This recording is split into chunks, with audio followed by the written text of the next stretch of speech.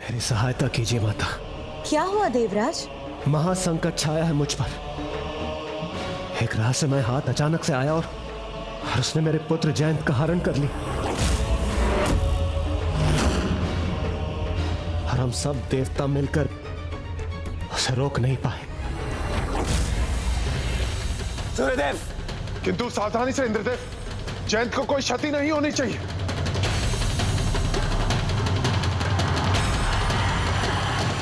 आक्रमण!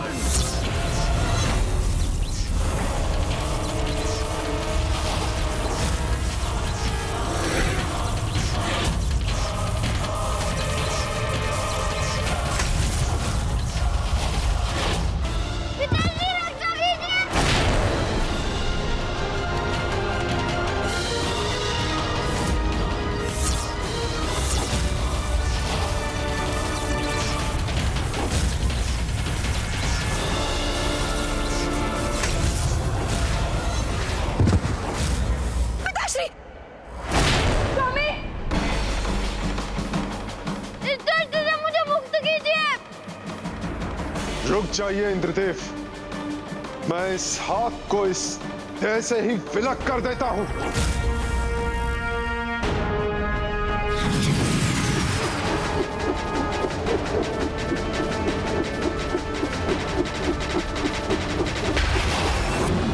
जयंत! जयंत! इंद्रदेव! जयंत!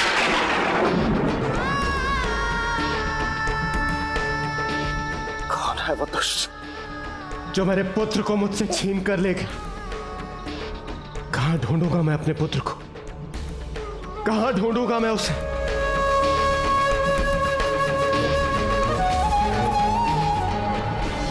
मेरा पुत्र मुझसे छिन गया माता, और मेरी पुत्री देवसेना भी ग्लानि से स्तब्ध है, क्योंकि मेरी पुत्री ही मुझे उस स्थान पर लेकर गई थी जहां से जयंत का हरण हुआ था। माता कुछ कीजिए माता, क्योंकि इसके पीछे का मूल कारण मैं ही हूं। मैं ही इसका दोषी हूं माता, मैं ही इसका दोषी हूं। आप इसके दोषी कैसे हो सकते हैं इंद्रदेव?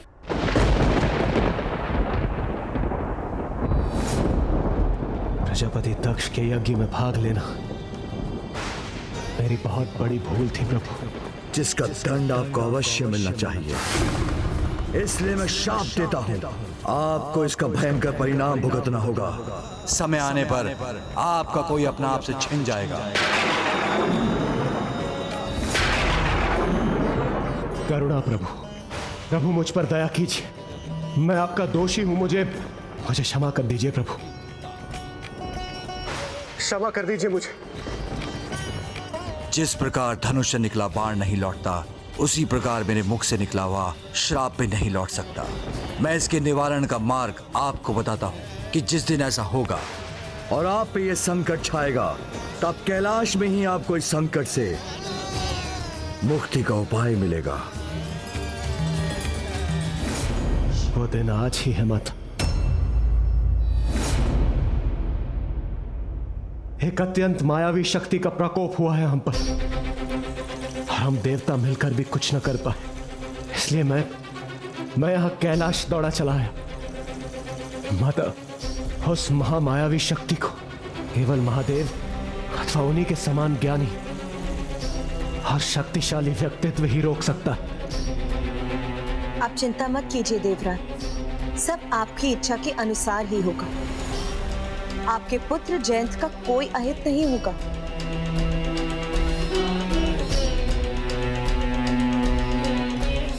मैं देवराज इंद्र यह घोषणा करता हूं, जो भी महापराक्रमी योद्धा मेरे पुत्र को मेरे पास वापस लाएगा, मैं उसे अपनी पुत्री देवसेना के योग्य समझकर अपनी पुत्री का विवाह उससे करवाऊंगा।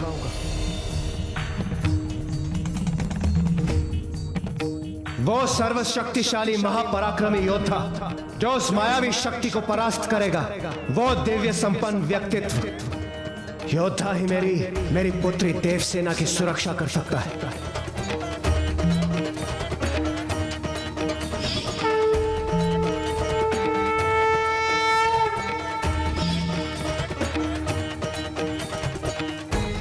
तुमने उचित कहा था पुत्र। जो भी होता है उसके पीछे कोई उचित कारण अवश्य होता है, और इस दुर्भाग्यपूर्ण घटना का भी यही कारण है। चिंता मत कीजिए देवराज। पिता श्री महादेव के समान सामर्थ्यवान तो समस्त संसार में एक ही हैं, भैया कार्तिकेय, जो शिवांश भी है और उनमें प्रभु शिव के समस्त गुण भी हैं। वो अवश्य आपके पुत्र जयंत को लौटा लाएंगे। हाँ पुत्र, कार्तिकेय बलशाली भी और देव सेनापति होने के नाते ये उसका कर्तव्य भी।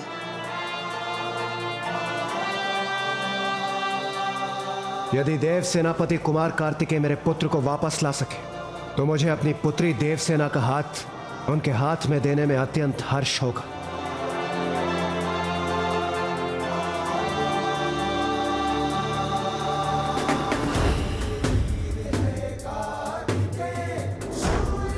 पुत्र गणेश, जाकर अपने अग्रज को कहो, मुझे अभी उसकी आवश्यकता है। यहाँ इसी क्षण ये मेरा आदेश है। जो आज्ञा माता।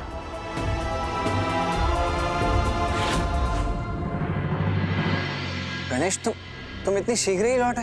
कहीं तुम्हें पुनः किसी ने कुछ समझा बुझा कर तो नहीं भेज दिया है? भैया वो माता ने। मैंने कहा ना, मैं विवाह नहीं करूंगा तो नहीं करूंगा। नहीं भैया, मैं तो बस। मुझे ज्ञात है अनुज, तुम मुझे पूरी बात ना बताकर अपने शब्दों के जाल में फंसाकर यहाँ से ले जाने आए हो, है ना? इन्हें कैसे ज्ञात हुआ कि मैं इन्हें यहाँ से ले जाने आया हूँ? यदि तुम चतुर हो तो मैं भी तुम्हारा भ्राता हूँ, वो भी ज्येष्ठ। तो मेरा एक निर्णय और सुन लो अनुज, ना विवाह और ना ही कुछ और। मैं मात्र अपने कर्तव्य पर स्थिर रहना चाहता हूँ। हाँ, उचित कहा देव सेनापति। आपके कर्तव्य के लिए ही तो आपको कैलाश जाना है। कैलाश? ऐसा कौन सा कर्तव्य है अनुज जो मैं कैलाश जाकर ही पूर्ण कर पाऊंगा? कहीं तुम पुनः मुझे अपने शब्दों के जाल में तो नहीं उलझा रहे हो? आप जानते हैं, आपकी भांति मैं भी कभी असत्य नहीं बोलता। देवराज इंद्र पर संकट छाया है। किंतु ऐसा कौन सा संकट है अनुज जो स्वयं विघ्नहर्ता गणेश नहीं हर सकते? आपको क्यों आना है, ये तो आपको वही ज्ञात होगा।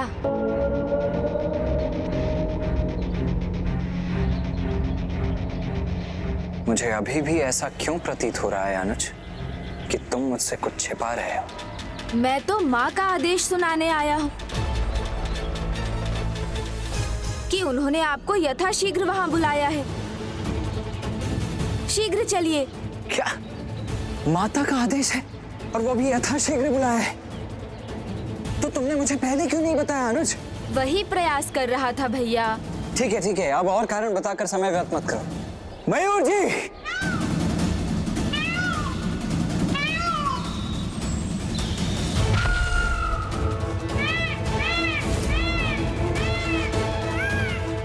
माता के आदेश का अर्थ है जो भी है अत्यंत महत्वपूर्ण है।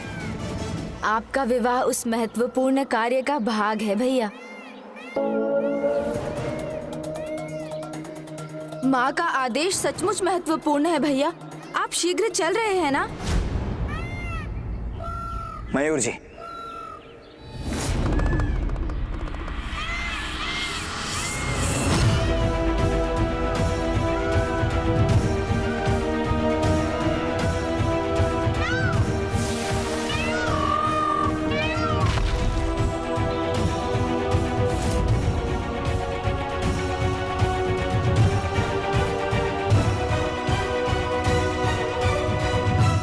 देव सेनापति कुमार कार्तिकेय, मेरी सहायता कीजिए।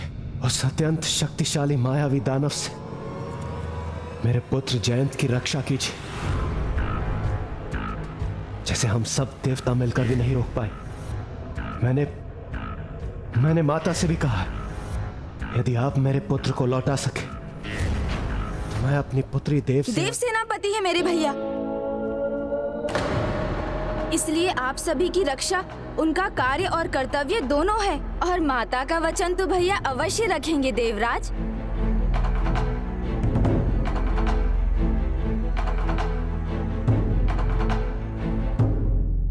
पुत्र कार्तिकेय,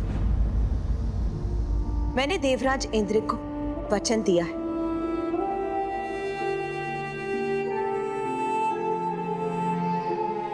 माता, आपके प्रत्येक वचन का मान रखना मेरा परम धर्म है।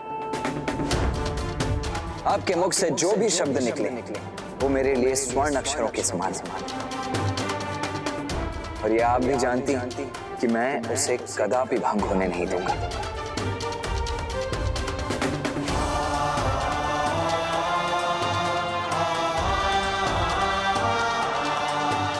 देवराज, मेरी माता का आदेश मेरे लिए सर्वोपरि है, इसीलिए आप अब निश्चिंत हो जाइए।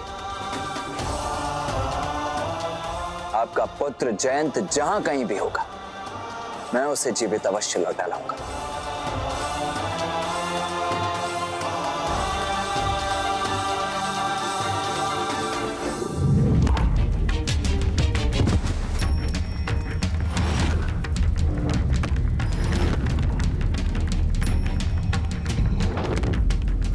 चिंता करोगे तो अपनी ही चिता तैयार करोगे, क्योंकि तुम्हें यहाँ असुर सम्राट से बचाने कोई नहीं आ सकता।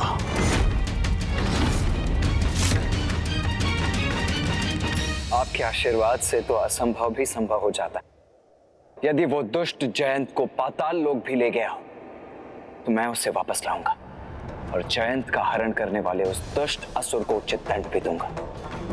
एक नहीं, अनेक दुष्ट पुत्र। संपूर्ण वंश? कौन है ये?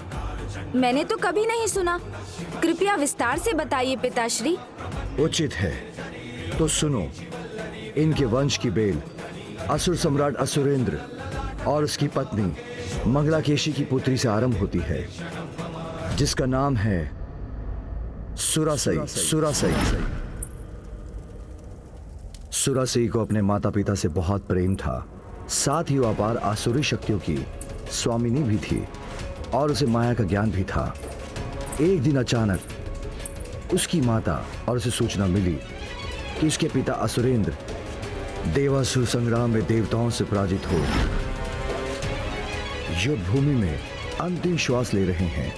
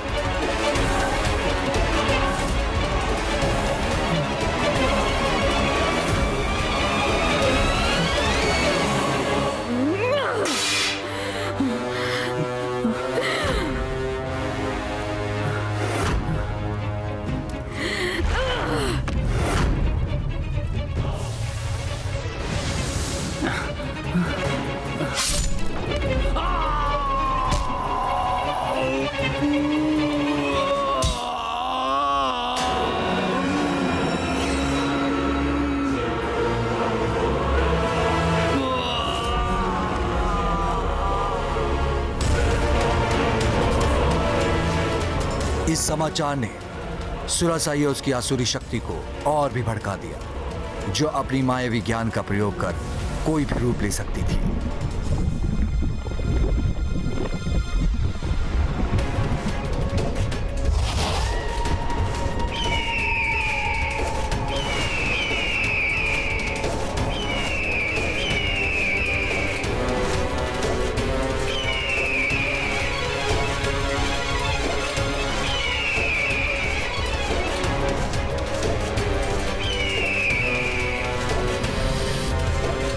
पिताश्री,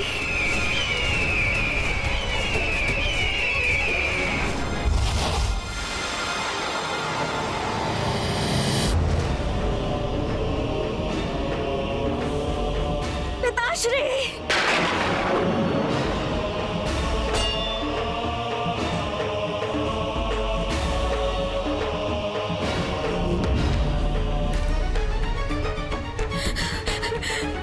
पिताश्री, ये कैसे हो गया? पिताश्री, आपकी पुत्री सुरसई आ गई है। पिताश्री,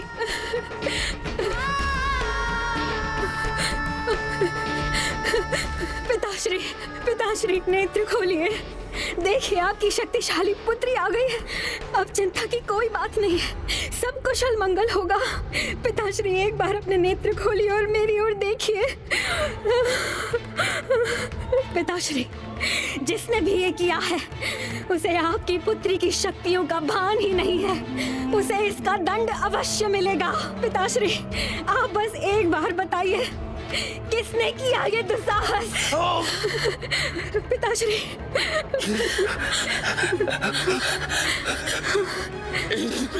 इंद्र देवता!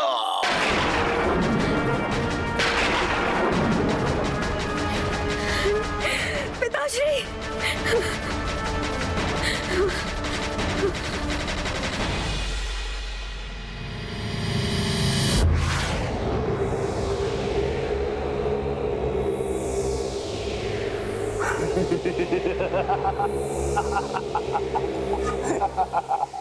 देवताओं, असुरेंद्र की मायावी शक्ति और उनके दिव्यास्त्रों का सामना करना इतना सहज नहीं है। विश्वास नहीं होता तो कर लो सामना।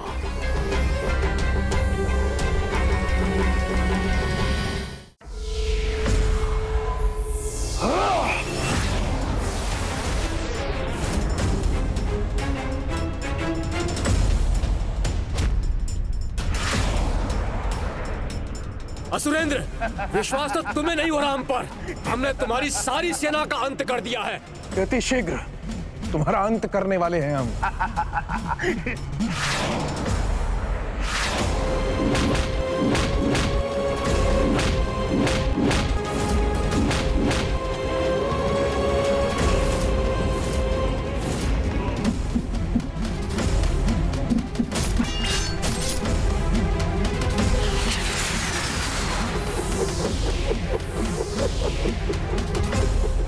छोटी सी सफलता पर इतने उत्साहित मत हो देवताओं।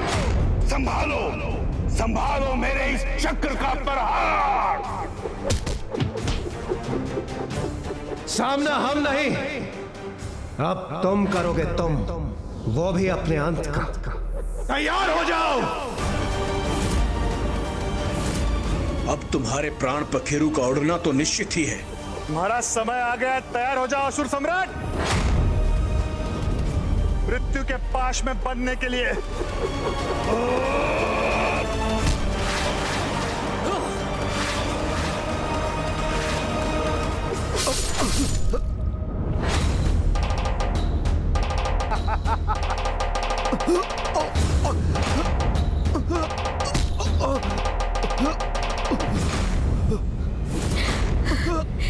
कितना कष्ट हुआ पिताश्री को। पिताश्री, पिताश्री, पिताश्री!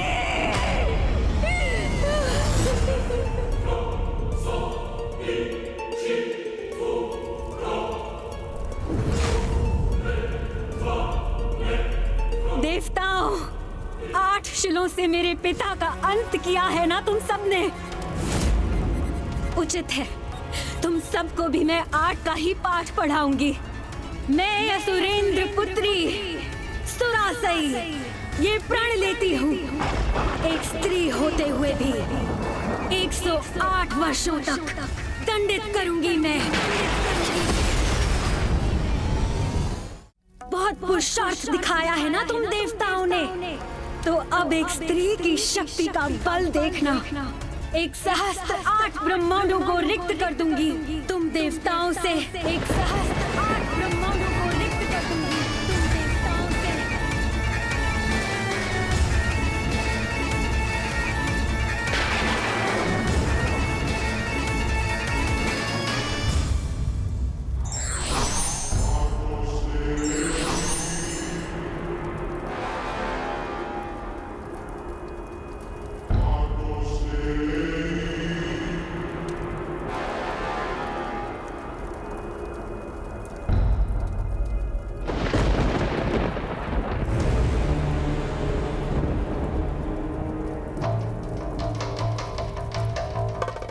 यदि तुमने अभी आक्रमण किया तो तुम्हारा भी यही परिणाम होगा।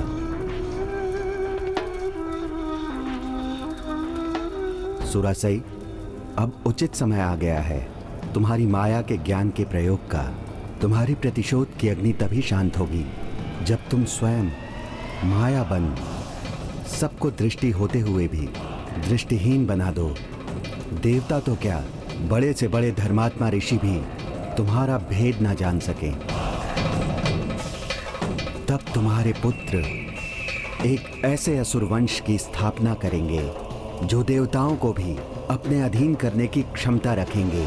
तो बताओ, क्या तुम बन पाओगी ऐसी माया?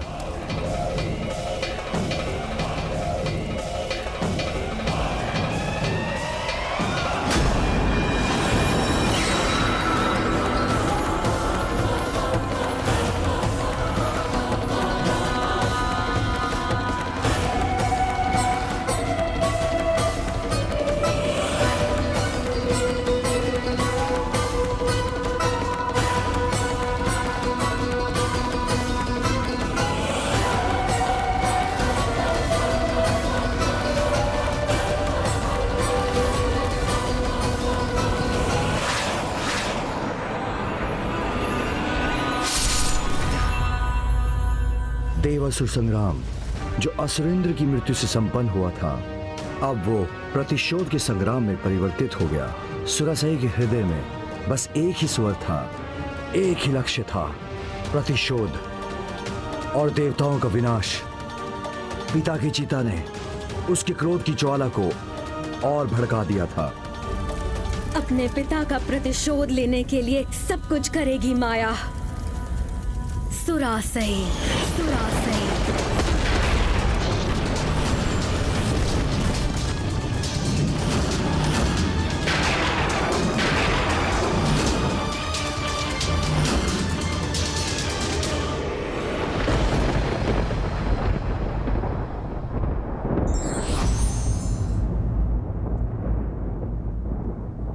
घृणा हिंसा का अति सूक्ष्म रूप है और हिंसा किसी भी समस्या का समाधान नहीं।